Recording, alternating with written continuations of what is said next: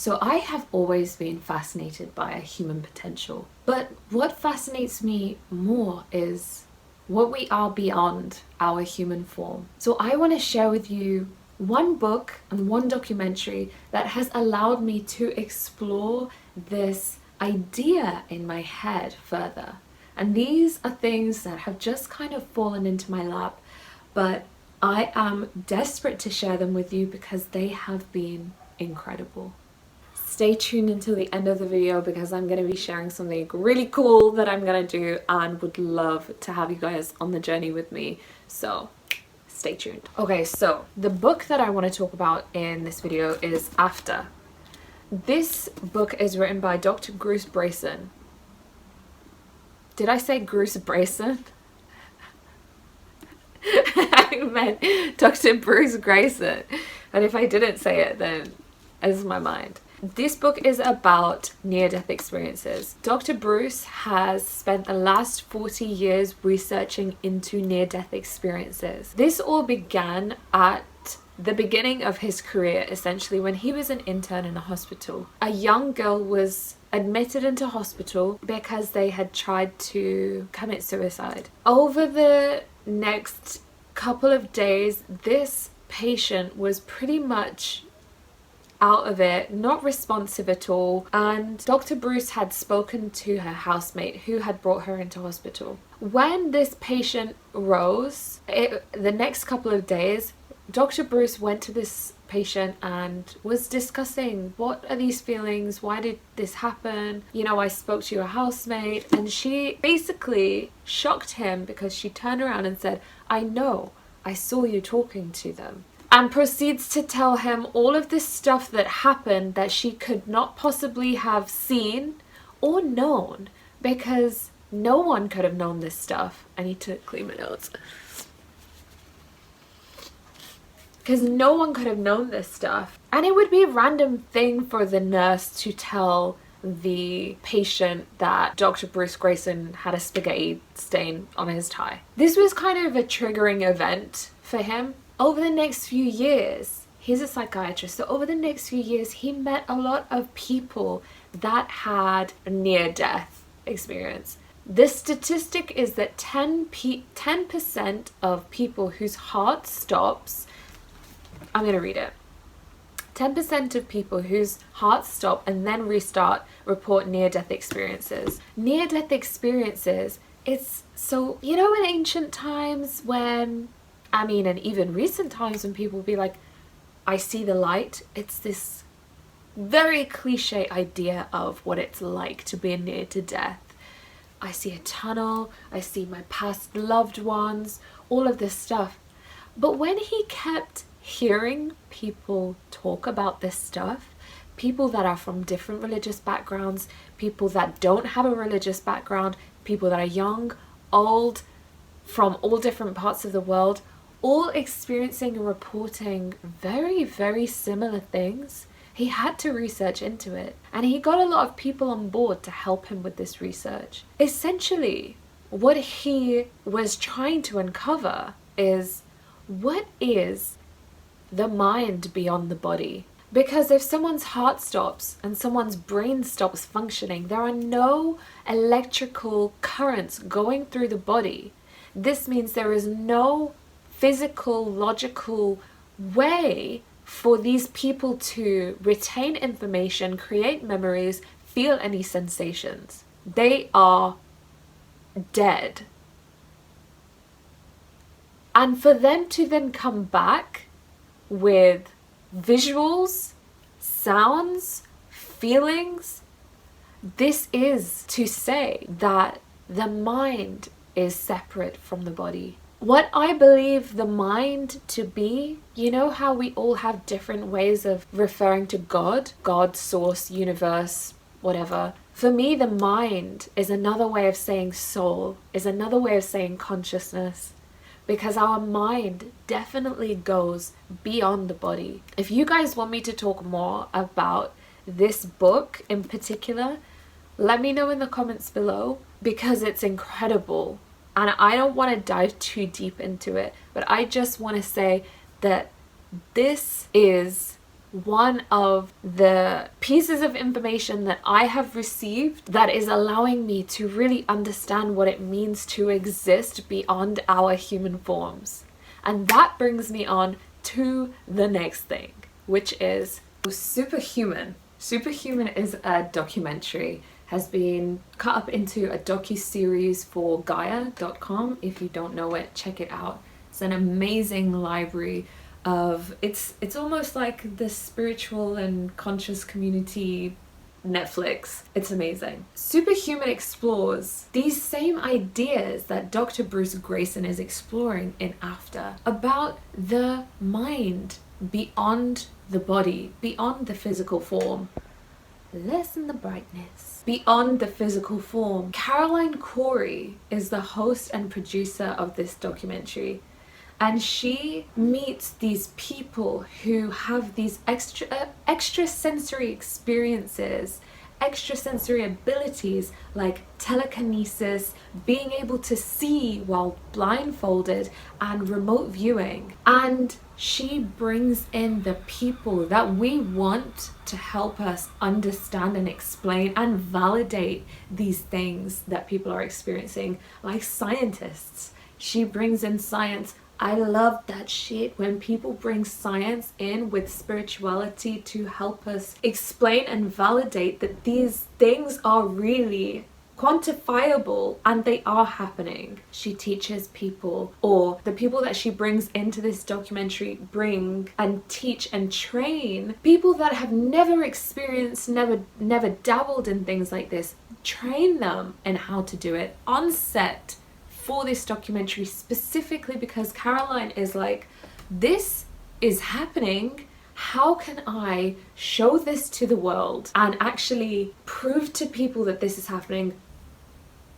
This is a documentary that has been recorded. We are not watching it live, so many of us will still find holes in this, but that's on you. You know, if you don't want to believe it, you don't have to believe it. But watch the documentary. I have listened to interviews. This stuff is so valid for me because of what I have experienced in my life as well. This stuff is real. The blindfold thing stands out to me the most. There is a group of kids that stay in this school. This is like some Stranger Things shit, but they're treated very well, like normal human beings. But they're just being trained to see without their eyes. Yes, to see without their eyes. And they are doing it. What does this mean? That our mind, our consciousness goes far beyond our physical body, but because of how we have been raised and how we have been led to believe, we see with our eyes. But there are so many stories about people who are blind, you know, like clinically blind, cannot see a thing, and they have these extrasensory abilities. Why? Because they have taken away this sense that it has allowed them to tune into another one. You really need to watch this. You really need to watch this. So this lighting is just not giving what it needs to give, so I'm gonna do a little turn.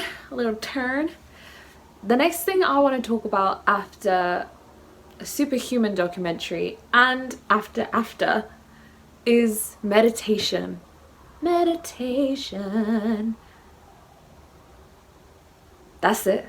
There's something interesting that I want to share is the sensations that Dr. Bruce Greyson describes that his patients have felt, and also later in the book he describes that he himself feels. These are things that I have not just experienced in my regular day-to-day meditation, but specifically one time when I woke up at 4 a.m. to meditate, I went to a whole nother world.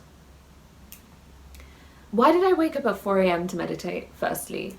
So after I started the Dr. Joe Dispenza meditation program, I found myself needing less and less sleep.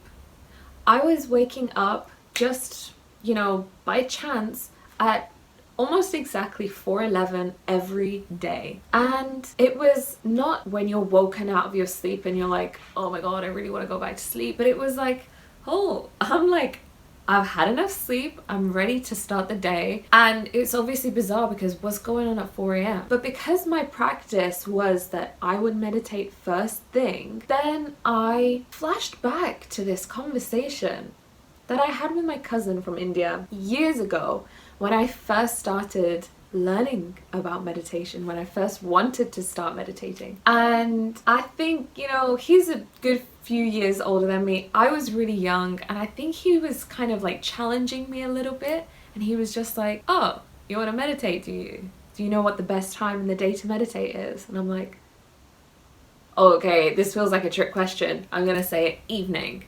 No, it's not the evening. Okay, it's the morning. Yeah, but what time in the morning? I don't know, 8 a.m. No, it's 4 a.m. And I'm like, well, no chance that I am waking up at that time. I'll go with the mediocre meditation for now, thank you. But on these days, after about a week, that conversation flashed up into my head and I was like, wait a minute, what is the deal with this? You know, I'm gonna get up at 4 a.m. and do my meditation, you know, what have I got to lose? But I really went places and it freaked me out. And so since then, I said to myself I would try again after a couple of days. But I was really taken aback by this experience. And it was incredible, spiritual, whatever. But I was like, holy moly, I am experiencing something that what I imagine people, when they take a psychedelic drug or plant medicine, would feel. But I have taken none of that.